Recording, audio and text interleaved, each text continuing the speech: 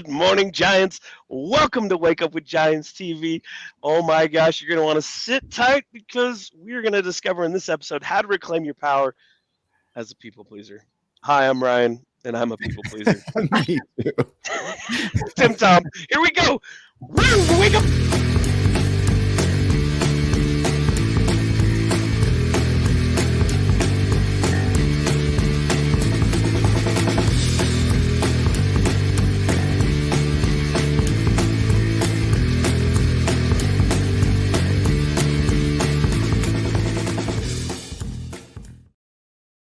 I cut I'm you Ryan off Morris. Yeah, because I am not a people pleaser. thanks, Tim Tom.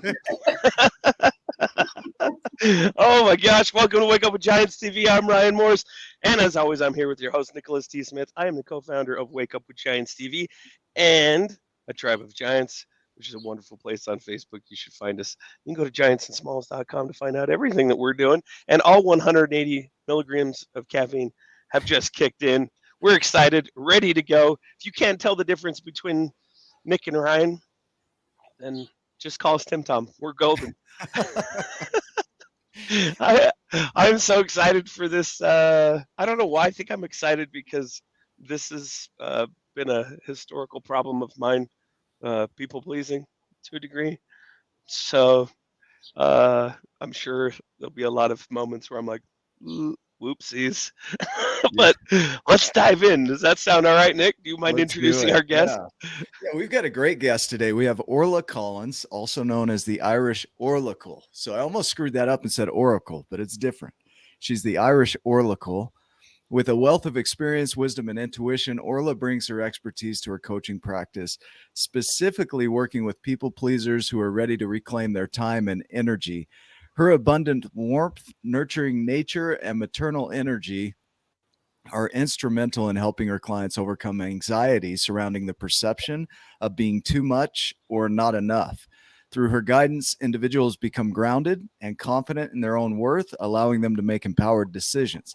She resides in Toronto, Canada, where she cherishes her life with her husband, children, and her beloved goldendoodle, Moya. Did I say that right? You did indeed. Awesome. First time dog owner and Irish Canadian golden doodle. Yep. I love it. Who also knows Tim Tom. So, Yes. yeah. Well, we're glad to have you on the show. We're going to dive into your journey and philosophy and wisdom. And so I think it'll all come through as we talk here. Don't worry, because Canadians are on this. Here's one of them. Hello, Lori Parks. They love their toques and their ketchup chips. And they show up in force. Yeah. But do they know they're supposed to drink that special tea before they come on? Because I didn't hear about the special No, tea. I drink the special tea. I just brought regular tea.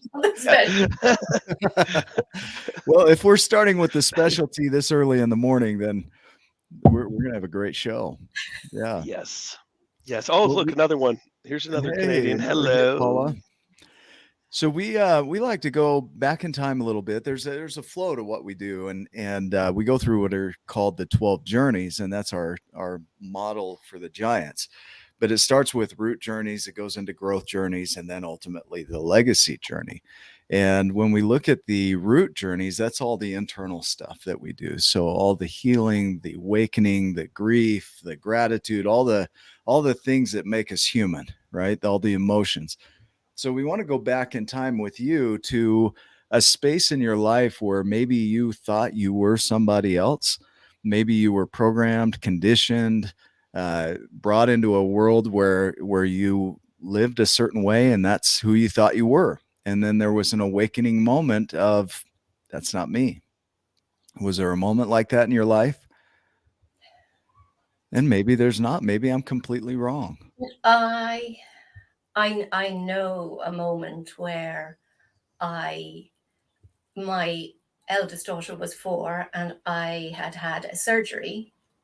And when I came back and was woozy after the anesthetic, and I was to be in bed and resting, and it had already been discussed that she would go down and leave me to rest.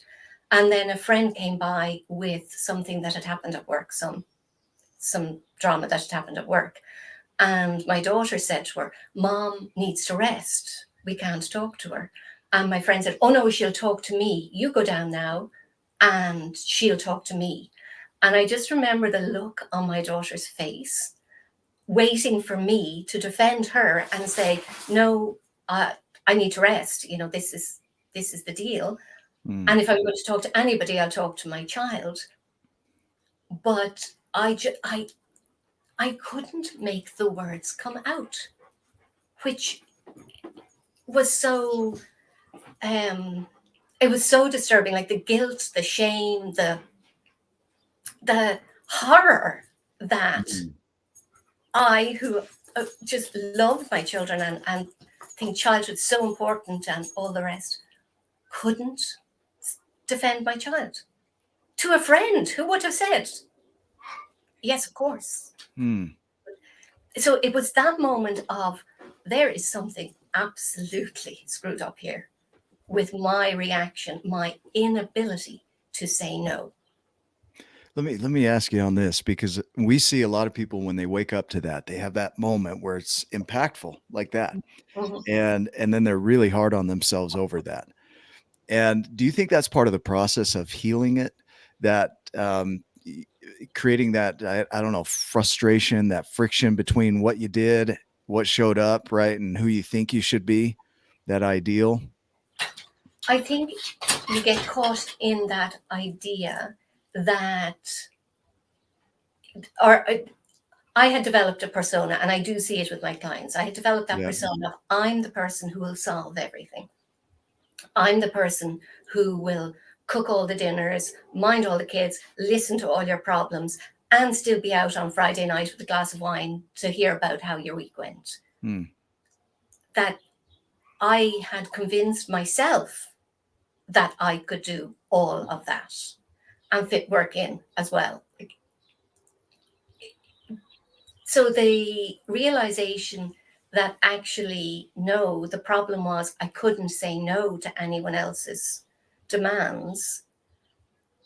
I do think there's a certain kind of dissolving of who you have, the persona you have created.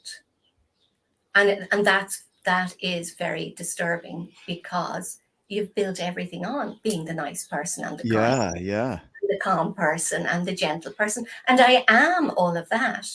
But then when it gets too much and everything falls apart, well, who are you? If you're not doing and you're just being, who are you inside? So I do think that the falling apart has to happen first. But ideally, it would happen with a little bit of guidance and a little bit of help and a little bit. I don't recommend the way I do it. Usually doesn't go perfectly like that. Usually it's like kablooey. It's like, I don't know. I for some reason I was thinking like the Roadrunner and the Wile E. Coyote. Oh yes. The anvil, like flunk, like it's like it goes terrible.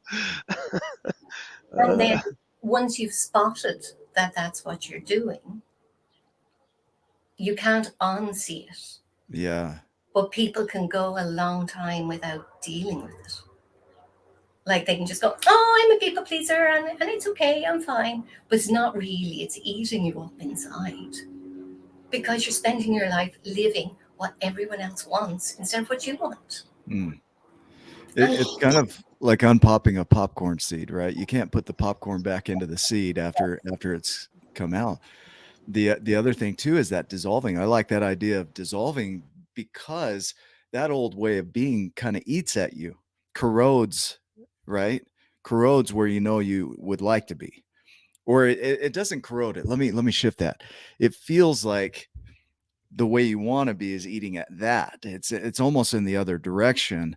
Like you want to shift the other thing. So there's this constant energy of corroding it, if that makes sense, like going in the other direction so that you can heal that or move that forward. And I hope she just froze. Maybe.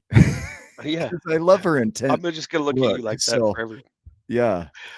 You know what? As a former people pleaser, and I still have people pleasing tendencies. Yeah. I remember, like she had said, you built your whole persona around that. Yeah. and then you desperately want to change, you just don't know how. Right. It's Right. like the like she said, trying to form the words, you can't Yeah. do it. You can't figure it out. Because you don't even have the language for it yet because it's new territory, Yeah, right? and and you're at least in my case, and I'm sure several others as people pleasers, you don't want people to not like you. You don't want to cause a rift. You don't want to cause any problems. You don't want to rock Yeah. the boat. You want the love in return. You're expecting something in return, which is that attachment, that love, that friendship. There is an expectation Yeah. in it of you're I getting something. You don't think it like that, but there yeah. is that expectation. I love the way these shows go, like that they don't go as planned, right? That which is a kind of an example of what we're talking about here is, you have an idea of what life should be or who you should be within life, and then it goes some way else. It's amazing. I thought I had asked a really great question, and then I just caused her to. I need to go think about that. But here's what we know. She'll be back, and, we'd love to hear in the comments, like, what do you think about that? Is there a dissolving in you when you think about people pleasing as a persona, as an identity, and then you wake up to it, that you do that, and then you wanna shift that, and this could be any behavior, it doesn't have to be people pleasing, but you have any behavior, and you wanna shift that, but there's like this disconnect between who you'd like to be and who you are, who you've been, right? Welcome back, Orla. We're so Welcome, glad to thank have you. you. You said at the beginning that it wasn't possible to screw it up, and there, look, I proved See? you wrong. We haven't. No, we're still No, going. this We is still haven't perfect. screwed it up. Yeah, we thought you were just still thinking about the question. You froze like this. It was perfect. The Okay. dissolving though, like this was the comment that we were talking about, is the working on dissolving uncomfortable for sure. For me, it's Okay. dissolving the uncomfortableness of it. It's trying to Mm, have that dissipate Right. so that you can form the words. Not like you said, Orla, like the idea would be to be guided through all of that, because as a people pleaser, for however long a person has been that way in their life, they don't know what they don't know. They don't know how to undo all of that stuff that they've created. And they don't want to hurt anybody. They don't want to let them down. They don't want to cause problems. For me, it was like there was an attachment. There was okay. I do this, and this for you, and there was an expectation. I didn't see it that way. The expectation was that they would be my friend, that they would love me, that they would stick around. Um, but changing that, but internally, I didn't have boundaries. I didn't know what how to tell people no. I didn't know mm, how to still love them in a way that would also. No, that's not the right. More like I didn't want them to not love me, but I didn't know how to just be me, so that and trust that, hey, they will still love me if they're truly my friends or family or people that are loving and caring. They will still love me, even if um, I I screw things up. They will still love me and still be there for me. And if not, then that's them. And I didn't have the self confidence and the self love to do that. I didn't know how. and that's what it boils down to, really, isn't it? It's the self-love. It's the coming home to who you are, and that you are worthy and valuable and lovable just as you are. Mm. And when you're really, really grounded in that, then it becomes easier to love. I'm going to use the word unconditional, but love without expectation. So I am who I am, whether or not you love me, I have no control over that. But I am a grounded, secure place for you to share your love, because I've worked on me.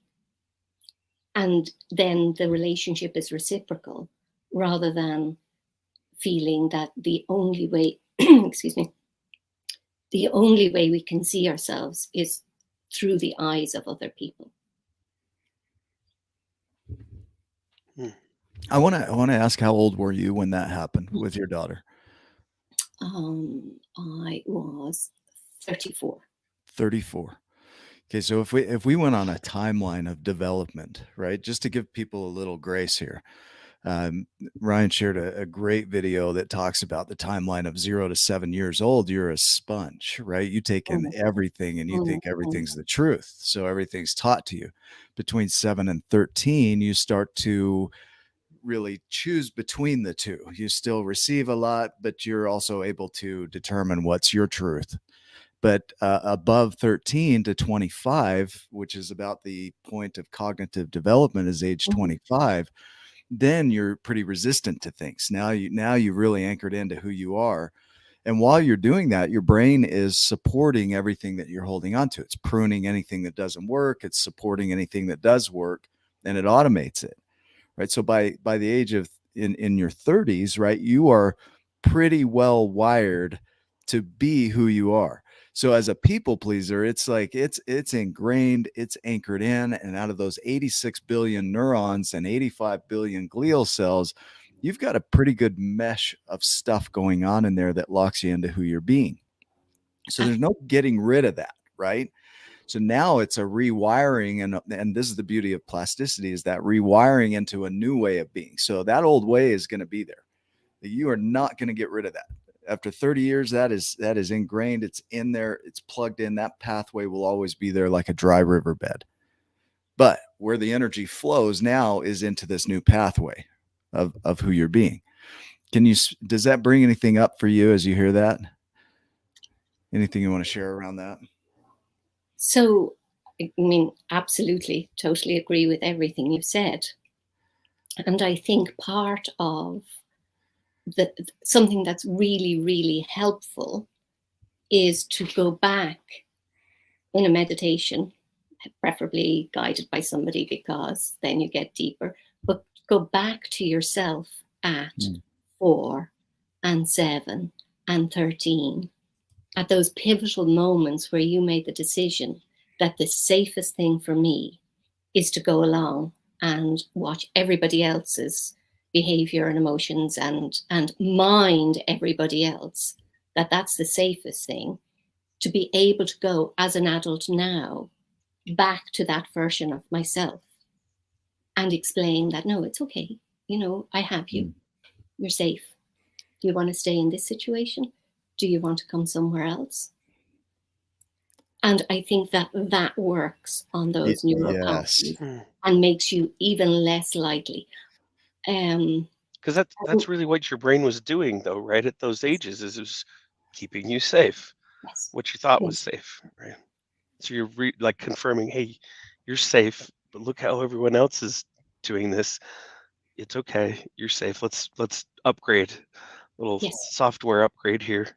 Nothing major. Let's just change that a little bit. And really exquisitely gentle with that version of yourself. Because I think what happens is we're going, oh, I can't believe I did that. I can't believe I behaved like that. And how could I? Well, that's just strengthening the old pattern. Yeah. You know, I should have known at 4 or 7 or, you know, so to be just so gentle with that version of yourself. Go Bob Ross on it, right? Yes. Like a happy little accident. Now we just need a nice little tree over here. You know, it's like, that Bob Ross really should have done guided meditations. He should have. Well, with AI, maybe they can grab his voice and he still can, right? But that I'd like to hang here for a minute, because this is powerful. In internal family systems and voice dialogue therapy, they talk about having dialogue with these parts. And when you can slow down, a lot of times it's hard for us to do that for ourselves because we experience our emotions. But if somebody else can talk us through it, they're not experiencing our emotions. So therefore they can go back in time with us a lot easier because we don't get distracted by some emotional crossroads. Does that make sense? Like, Absolutely. yeah. Absolutely. And they can say things like, can you ask your younger self what he needed? Can you ask her what would help? Okay, I'm going to go with it almost exclusively comes down to, what did you actually need to hear from an adult then? And can you now be that adult and say the thing? Yeah.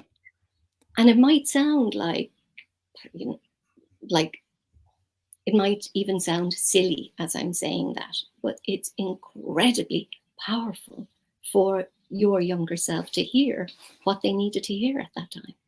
Yeah, that's this is excellent, because it's one of those, what comes to mind is like, you know, in biblical terms, it's Moses with the snake on a pole, right? People are like, that's ridiculous. You can't do that. But that's it. I mean, this part of you doesn't know a lot of times that you've even grown up. Yes. Has no idea that you're the age that you are and that you've had the experiences that you've had, because it's over here living a life that's kind of stuck back there in that time frame. It doesn't know that you can protect you. That version of you doesn't know. Yeah. But it has so much control over your current, you know, just the current reality, because it's playing subconsciously. And so that's the shift right there, is changing that.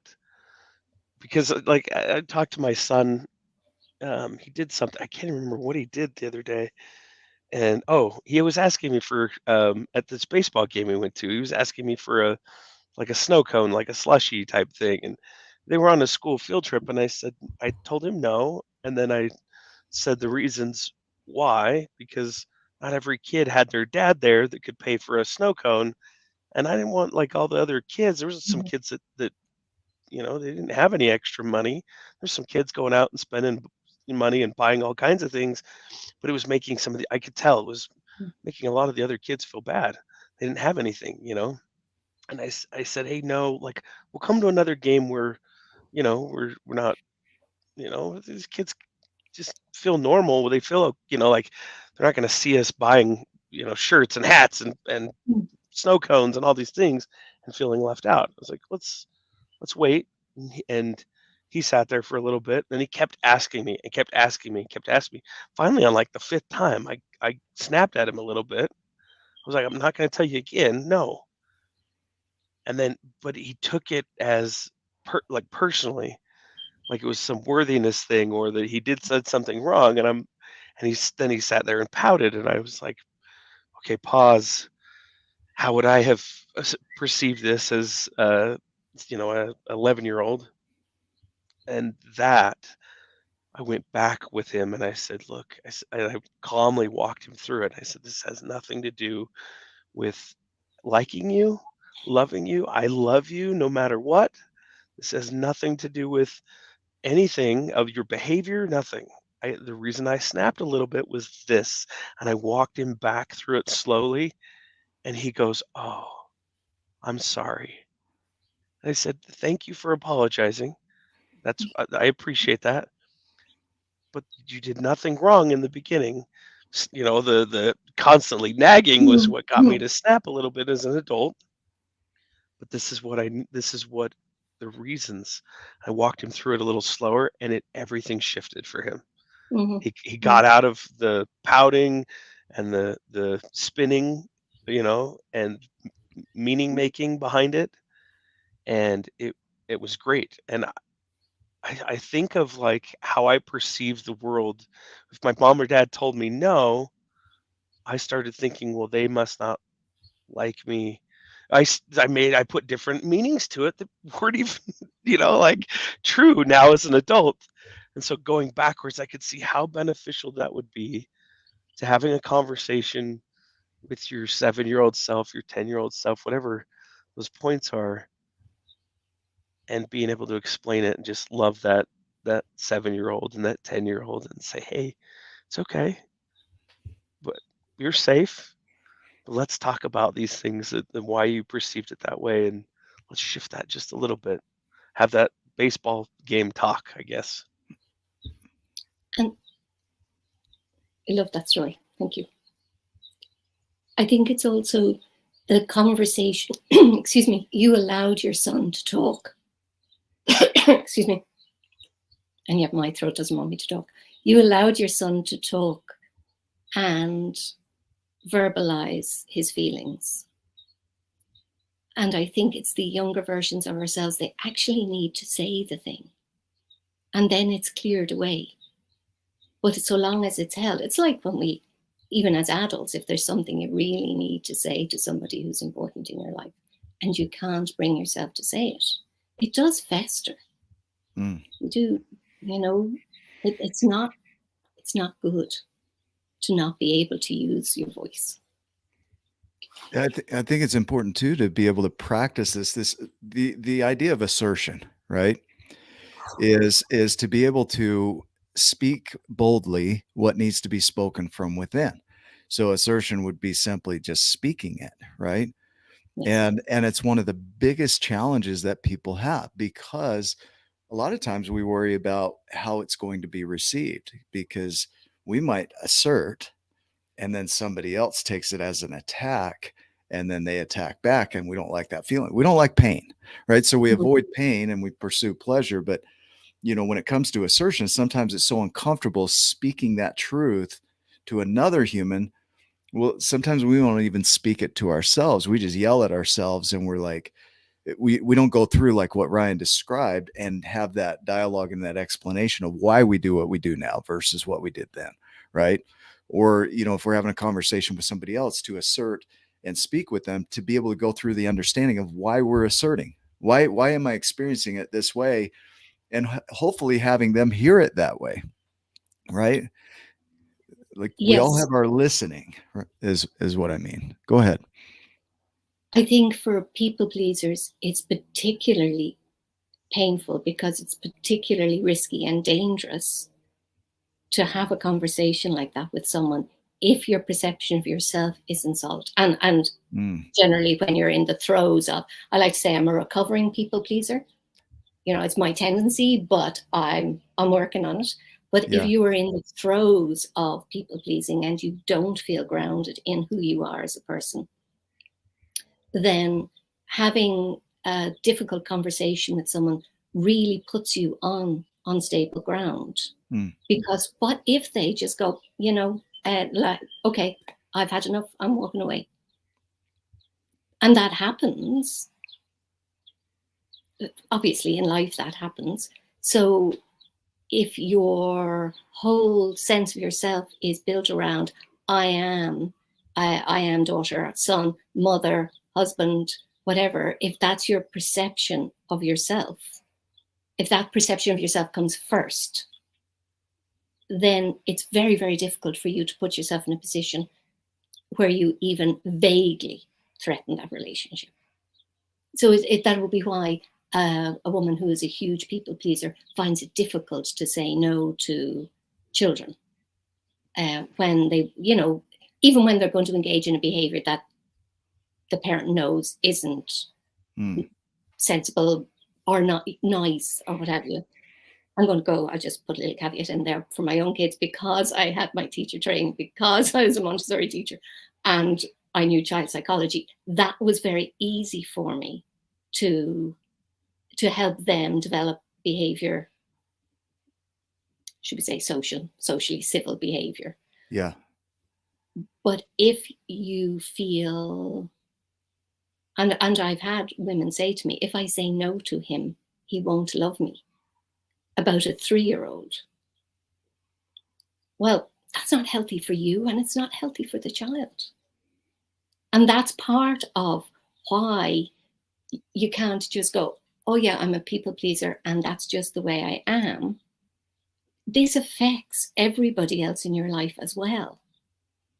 And it's particularly important for children, because we would like our children to be able to grow up, able to engage in the world, and able to say no when no is the healthy reaction, or the you know, if it's what they want to say. Well, you hit on it earlier that it's about self-love. These internal journeys are about that. Laura Lunt talked about this the other day in one of our conversations of self-love. Like the difference between self-care and self-love is getting back to that healing who you think you are on the inside. Self-care is outside of that. It's doing things that take care of your body as you move forward, so you can do what you need to do. But self-love is like that's where we don't love ourselves. We feel unworthy. We feel ashamed. We feel not good enough. We feel like we're not measuring up to our own ideals and the ideals of others. So there is no love there, right? It comes from that space of fear. So people pleasing is something we learn to do out of not loving ourselves, right? Out of putting others ahead of ourselves. And we've been told that's selfish. You can't do that, but you're self-centered, right? And so we've learned how not to love ourselves. Is that accurate, or is that? Yes, I would am think. I 100%. ranting? No, I Yep. think 100%. Yep. And it's difficult because you're in your own head growing up and really throughout your life. You think everybody else feels like that. But of course, there's a whole section of the population, a whole huge segment of the population of the world doesn't feel like that. Who's saying, well, I asked her, would she do this? And she said, yes, she must want to, because I'd say no if I didn't want to. Yeah. So, we think that everybody's going to behave the way we are behaving, but they're not. And I mean, it's just as well because it's healthier to be able to say no. But it's very, very difficult for people pleasers to know what in God's name we are on about when we go, oh God, I couldn't say no to that. And also because if you're surrounding yourself with other people pleasers, which we tend to do that as well, or they're in our family or what have you. They reaffirm. When Right. you say, no, I'm just going to tell him now, I'm not going to do that. And then the other person will say to you, because she's terrified for you, say, oh no, oh God, you couldn't, like that'd be awful. What if he was upset? Or so you hear the voices from outside as well. Yeah. So the point I'm making is it is actually a journey that you have to go on, or that you're going to go on when you decide this is going to stop. It's not something that you just click your fingers, Yeah. This is your shoes. This is powerful right here, because once you make that decision, I will not be a people pleaser. So your commitment becomes, your declaration becomes, I am not that. So what would you say? I'm not a people pleaser. What? I'm self-loving. I am assertive. Maybe would be something else, that I'm willing to speak my truth. So I actually think once you start looking into it, Mm-hmm. it also comes with, people pleasing. It kind of sounds light and fair. It's not, but it sounds nice. But there's a codependence on other people's reactions and other people's behaviors. There's a perfectionism that you develop in your own behavior in an effort to keep to manipulate the situation, to keep it safe, to step in so that people don't have arguments or difficult conversations, which stops their growth. If you're always making the peace in your family and not allowing difficult conversations to happen, you're affecting your whole family through that. So I think that the first step is to look into it, know that you're going to uncover stuff that's going to make you very uncomfortable, very sad. You're going to come with all your usual guilt and shame and what have you. And that you want to keep a core of gentleness as you're walking through it, to walk in knowing this is going to be hard. This is going to be sad. This is going to make your heart feel absolutely devastated at times when you look back at the way you've behaved. And at the same time, remind yourself, you didn't know at the time. When you know better, you will do better. But it would be very, very helpful on the journey if you didn't allow yourself go back and go, why didn't I know that 25 years ago? Because that's not helpful for anyone. But that's a huge people pleaser tendency to we should have been perfect from the beginning. And the commitment is that when you are not what you're creating yourself to be, this is where the work comes in, because I think people get into the dreamy state of, oh, I've got this great idea. It's going to be easy. It's my favorite analogy of it is the Christmas Story, like writes his paper and he's thinking A plus plus plus plus plus. And then the teacher gives him an F, right? And there's this commitment to the commitment. There's this showing up even on the days that you feel like what you just described, that disheartenment, that despair, that frustration. It doesn't change your commitment to not people please, right? So the idea of being that person that doesn't do people pleasing doesn't mean automatically that now you're not a people pleaser. You still have all of those automations going on. So it's a commitment to step up and show up even while those are running. Does that make sense? It's like wanting to go to it's like you have the awareness that you want to get healthy, and so you want to go to the gym, and then instantly, because now you have the awareness, you want all the muscles and all the fitness that comes with it. The first day you walk through the doors, like it just doesn't work that way. It's hard. You want it to, right? Yeah. But you got to go put in the work, and it shifts that way of being. We talk about gravity in the journeys. You have a whole lifetime. You were 34? Is that what you said when you started having this wake up aha moment? But it didn't shift instantly. Now some things you start becoming aware and going, oh, I do that. And so some stuff, little by little, stuff starts shifting. Well, you start moving stuff over to this side of the line, and eventually that gravity, that automation starts taking over, and you're shifting that subconscious. And now there's still some over here, and it'll come up in different ways, and you'll think, oh, I'm healed, I've done the work, I'm good. And then something will come in and it's like, fetch. Like, no. Well, probably a different word from that, but probably.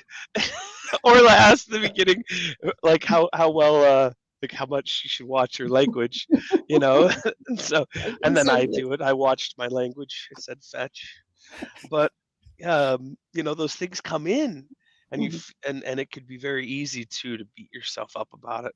I should have, like you were saying, I should have known better, and blah blah blah blah. Whatever those negative self-talk is, if you show yourself a lot of grace, like, well, no wonder why. I had a lot of years of doing it this way.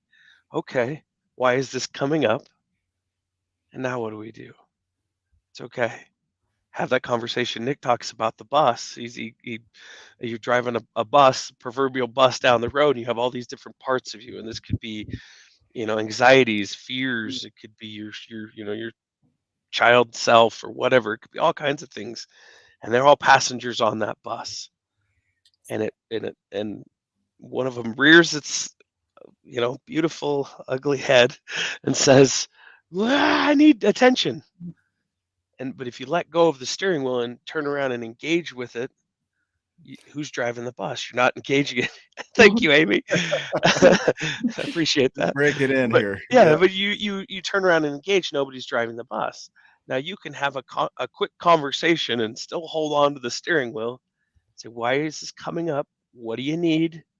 Oh, okay. Yeah, I see you. I see you over there in the rear view making a ruckus. You need to sit back down. We'll address this, and we're going to talk about it. And then boom, you can, I make that sound super easy. Like that in 3 seconds, you're back to good.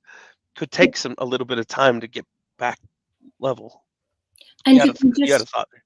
Very quickly, when you're having a reaction, a very intense reaction, just quickly think, how old am I now? And often that's enough to remind you, oh yeah. I'm writing. So Orla, as a thought too, is just even noticing it's there is to say, I hear you. I hear what you're saying and where you're coming from. You don't even need to know the age necessarily, but to know it's there, I think is important and maybe you've got a different view. I'd love to hear, right, on that. But the conversation with it. Go ahead. It's just the recognizing that it's one of the older pathways that you no longer want to be on. And that's why it's handy to say, how old am I? I like that. I like Some that. of my passengers need to be strapped down tight too, Alina. I get it. You know, like Somebody duct tape talked about, and yeah, put them in the compartments, the storage compartments, right? right. Underneath the bus. A roof rack. Yeah, Move the them roof outside. rack. Yeah. You can still be on the bus, but you're going to be on the On- bus. Right. Well, this is powerful, because when you look at creating in your world, like you go into growth and you're enthralled with your vision and your dream of what you're going to create. You're excited, you're passionate about it. And then the old stuff comes up, right? And it gets you back into the space of thinking life's never going to change. The things that I want and I dream about and this surrender and all of that's really hard now, because that came back up and it feels like a repetition of the old way. And I really want this over here, but then that comes up. And so I lose sight of this, and I loosen my grip of this a little bit. Does that make sense? And so it's really important to spend time to heal as well, like that part, because it will keep doing that. It'll keep coming up. It'll keep coming up. And I don't actually think it ever goes away. I don't even think that's the purpose. What we want to do is develop the awareness of what's coming up. Yeah. And be able to soothe it, and to be able to soothe it more quickly. So for Okay. me, I could go into a spiral of just reverting right back to the old behaviors. But I have systems in place to remind myself what I might need, or am I behaving this way? And so I get out of that lane quicker now than I did. Like it never goes away, right? And I think people hear the thought of healing means it goes away. I have scars all over my body. They are never going away, right? They're reminders of whatever happened, but the impact, like you say, isn't there like it used to be. Yes. There was one point where it was really painful and I had to do some healing around that, but the scar's still there. So that's what I hear, and what you're sharing here is that you self-soothe, you have tools in place, you empower yourself so that you can get back in your lane, right? So can we talk about, because I don't want to miss the thing that I think you need to do first, like the first step is getting in contact with your physical body. I think for people pleasers, what happened early on is they stopped, when your body's saying, yes, this is what I want to do, or for fuck's sake, keep away from that. That's not the situation. Yes. That was so subtle. That was so subtle. Like, I almost missed that. Yeah. And in the Irish, Canadian Irish accents. So beautiful. I think that I'm going to go with people pleasers generally have lost contact with their body. So they're very good from here up, and then a bit of their heart, but for everybody else. But it's very, very difficult for them to go when they want to make a decision. And I say, well, where do you feel that in your body? They're going, I don't know what you're talking about. Because they have all, for so long, given away all of their autonomy to somebody else. So they just keep repressing all of the signals. And so then their body just goes, oh, well, why are you asking me? We don't ask me, we ask other people. So that coming back into contact with your body and naming the very, very specific sensations that you get in your body when yes is absolutely the answer. Yeah. And when no is the answer. The practice is saying yes, right? Even when your body's like screaming no, like it's a yes for you, the practice then becomes expressing that, right? Like I like how it's not getting better necessarily at it. here. It's like the feeling. So Oh, paying attention to the feeling. How am I feeling right now? yes, yes. Versus because your brain is going to try to put you back into the old automation and keep you safe. Right? And And it could be right. It could be wrong. I mean, if something's attacking you, you're like, oh, how am I feeling right now? No, you probably need to run. Like, but but when you are being attacked by something, your brain's not going, oh, let me analyze. Is that thing bigger than me? Is it going to catch me? No, your legs are already running. right. Your body is going to react first. Your body knows before your brain does. My body goes fainting goat on me. Like, yeah. Just like, But if somebody said now, if somebody said to you, okay, here, let me send you and your family for an all expenses paid holiday to the place that you'd most love to go. yeah, let me get my email ready so people can do that because I'm ready. Yep. Yes. And where do you feel that in your body? Yeah. Excitement's like Everywhere. in the gut, right? It's like you feel it in your, yeah. And similarly, if somebody suggests something that you go, I'd rather pull my fingernails out than do that, you're going to feel that in your body too. But getting very specific, for me, it's like it's a lump of heavy lead, like a lead cannonball, iron cannonball, shall we say, in my gut. Yeah. And when I feel that, I know that regardless of what intellectual argument I or anybody else would make, that is not good for me. Yeah. Yeah. And so the practice would be voicing that, right? The practice first is feeling it. Okay.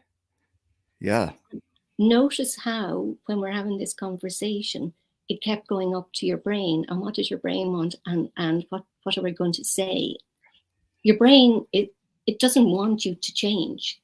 And that's something that people pleasers need to be very conscious of. Your brain wants to fuck with you all the time. It wants to keep you safe. This is working. You may not be happy. You may be exhausted. You may be anxious all the time, but you're not dead. So obviously it's working. Let's keep on with this. Yeah. So it's really, really important to actually write that down and stick it up somewhere that your brain is going to try to mess with you. What does your body feel?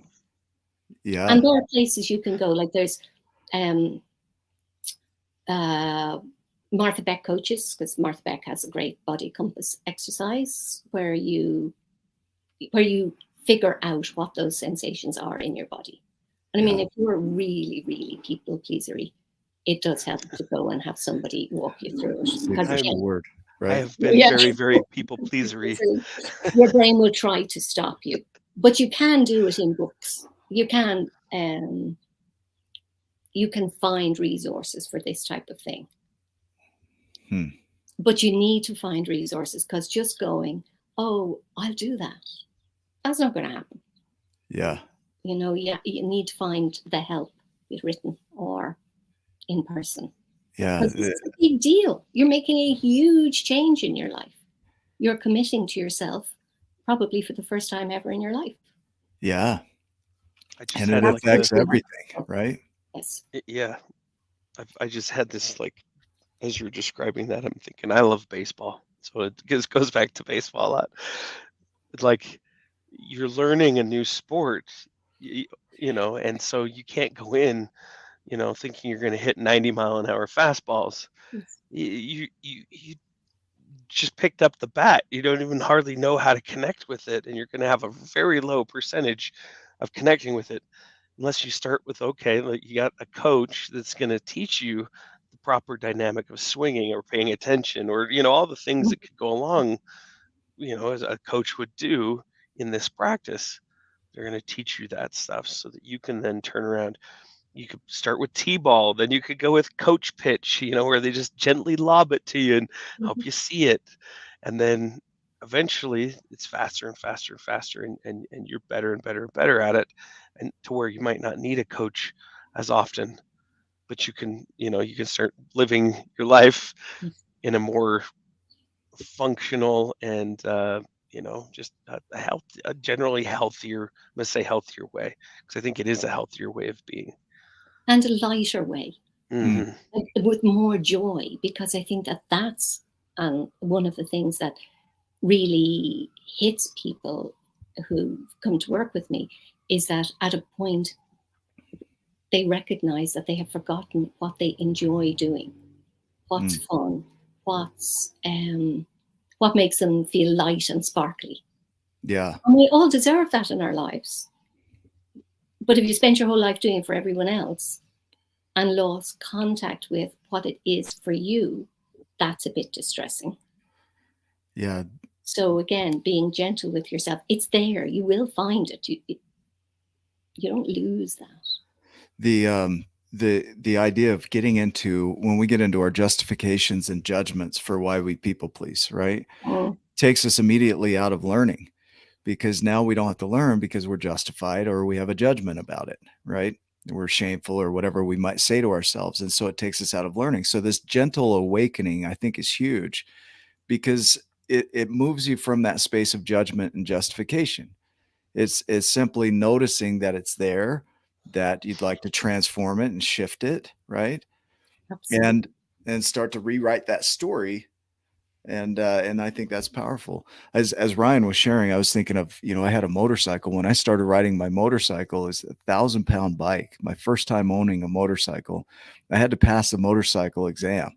And to do that, they have this little course you have to go through, and you test on the size of bike that you want to ride. Because if you test on a smaller bike, you can pass, but that's all you can ride. So you go up to a certain size and you can ride any bike above that. Well, I took my bike down to the course at the DMV, the motor vehicles division, and I dropped that bike probably 100 times, and it was heavy to lift that up and put it back on upright. I would go through and practice the turns and the sharp stops and all the things, and that bike would fall over just about every time. But by the time I took the test, I aced it 100%. So I practiced enough. I sucked at it enough that I got good at it, right? And now I can do it more unconsciously, more automated, right? Yes. But it was hard at first. Yes. It was a heavy thing to shift, right? But when you're taking baby steps, if you just acknowledge, well, of course, this is an ingrained learned behavior that I have been doing for blah, blah, blah number of years. Of course. Yes, blah, blah, number. So it's just one step. And even starting with, do you want to go for ice cream or do you want to go for coffee? Where do you feel that in your body? What do I actually want to do tonight? Go into your closet and actually sitting for a minute, standing, but staying with it and go, what do I feel like wearing? What would make me feel joyful today? That if you start with the teeny, tiny things that really don't affect anyone else, because that's always easier for us if we're not just about us. And then moving from there, and the awareness that it's a process. It's going to take time, and that's okay.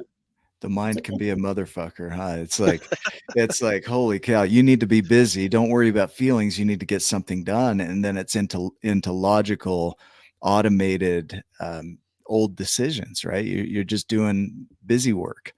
But I like that idea of slowing down with the feeling. What do I really feel like doing, right? And saying to your family, it's going to take me a few seconds. I have to stop. And then also being able to say, do you know, I said that I wanted this, but when I went out and got the shopping and came back, I realized, no, I thought that you wanted that, so I chose that. This is actually what I want to do. Like being willing to be flexible and kind of play with the idea. And clean it up, right? Anytime that you were not your word, to go back in and clean it up. Not because you have to, but because that's your commitment, right? Huh. And then, earlier somebody flashed Alina, I think, flashed something up about feeling guilt. I thought it was the ice cream thing. So yeah, I was excited about that too. So this was way earlier on. Somebody said something about, I feel guilty when I say no. So I'm just going to throw out the idea that feeling that you think is guilt is actually more a fear that if I say no, other people around me are going to go, Ooh, I oh, like that. you Yeah. should do that for your mom, or all good mothers do this, or, you know, that. So it doesn't even have to be somebody saying it to you. The messages you get are, you should be doing this. So it's actually a fear that you're going to Anxiety, right? be isolated from your community if you don't follow the social norms. Okay, so Lisa Feldman Barrett confirms that, right? She says that we feel anxiety when we feel like we're not measuring up to the ideals we think others have for us. And that's what, it's not guilt, it's a misnomer, right? It's anxiety. Huh. And then you get to this weird feeling where you have made a decision, and it's a decision that would normally have engendered that feeling of fear and guilt. And you don't have that feeling of fear and guilt. And that feels really weird because, well, who am I without that ball of anxiety in my tummy about what people are going to think because of this decision I've made? Because again, you spend your whole life with this writhing mass of wormy, snaky things inside you, and then you don't have it. And for the oddest reason, that can feel uncomfortable because it's different. And you can, like, it. I think it's just important then to go, oh, yeah, that's just how it feels when you make a clear decision and you actually don't care what the rest of society thinks, because you know that's the right decision for you, your family. Orla, what would be your why behind all of this? What is the legacy you're looking to leave in the last few minutes here? Why are you doing this? So in my early years, I was a Montessori teacher teaching under 6-year-olds. And that period of time, like that 0 to 7, it's so important. And why I do the work I do is I want people pleasers to have the vocabulary, to learn the vocabulary of no and self-love and this is what I'd like, so that the generation that comes after, they just speak it as their mother tongue, so to speak. Like they just grow up just knowing that it's all right to say no. And that they don't have to do all of that work. That, like, you could change the world if people pleasers could actually use their energy for what they want to do rather than what they think everybody else wants. I like that. I like that. That's why. Beautiful. Ryan, final thoughts here? And Orla, you know, I'm grateful that you didn't hold back on your language, and that you showed up with me with your cup of tea and shared these tools and this valuable information, because there are a lot of people that experience this, you know, and that segment, I think, is a fairly large segment of the population that hasn't been taught this, or self-taught themselves how to see the world, and could use exactly what you've learned to go back through and to reprogram with love and grace, and to be shown that, hey, this is a more productive and a more beneficial way, just to do things. It's and to be able to catch it, like wherever you are, you could be 60, 70, 20, whatever, wherever you are in your stage of life. But now having that awareness, now there's something that can be done. And Orla is an amazing person to be able to take you through this, and step by step with you. You do the work so that then you can start hitting the 90-mile-an-hour fastballs as they come at you. She's an incredible coach, an amazing human being. You can hear it in her voice. You can see it in her passion. You can feel it just from who she's being. I'm so grateful that you were able to share with us more tips to help us in our giant journey, in my giant journey. So thank you so much for your wisdom. I hope you'll come back. I hope that we can continue this friendship and relationship and do exactly that, change the world. That's our goal. And we love you and we appreciate you. Thank you so much. Thank you so much for having me, and I'd love to come back. And thanks to Amy for introducing us. Yeah. Amy. Amy. She loves you too. Awesome. Well, thank you. This has been lovely. Yeah, thank you for your time today and your wisdom. For those that are watching, I mean, it's never too late. That's the beauty of all of this. We've had people go through our programs where at 75, they're starting over, you know, and finding hope and excitement for their lives when they thought that they're on the tail end of their lives, right? It's never too late. And that's the beauty of what you're sharing here, is that you can always step into this at any point. And we hope that you'll join us. You know, every week we have these shows. We have over 160, I think, interviews that we've done personally. And I think there are over 700 videos uploaded on YouTube. So it's something ridiculous. So go subscribe so that you can really kind of blow your mind. That's our goal, is to blow your mind, because the mind that you've been working on isn't working properly. No, I'm just kidding. It's not broken, but this will blow it and give you new ideas on how you can live into your giantness. Because what we're seeing with what Orlacle, I almost said Oracle, the Orlacle has shared, Orla, is that we all have that ability to untether from those things that make us feel small. And that's really all that's happening, because in your core, you are already a giant, and it's these things that we put on that make us feel small. The giant isn't a small, it's just these things make us do that, right? So it's getting back to our core and releasing that. And that's what you're helping us to do. So thank you for that. For those that are looking at our programs, come join us at Tribe of Giants on Facebook. That's our community, over 4,100 members globally. It's a great community where you can be supported, find people that are just like you on their own journeys. We have our upcoming SG program, which is our Sum Gigante. It's I Am Giant program starting on June 14th. And we have 10 spots available for that. So if you want more information, DM us and we will get you details. And Orla, thank you for your time today. Thanks for being on with us. Go make it a giant day. Yeah. Love you too. Take care. I guess I should find the outro video. No, right? It's fine.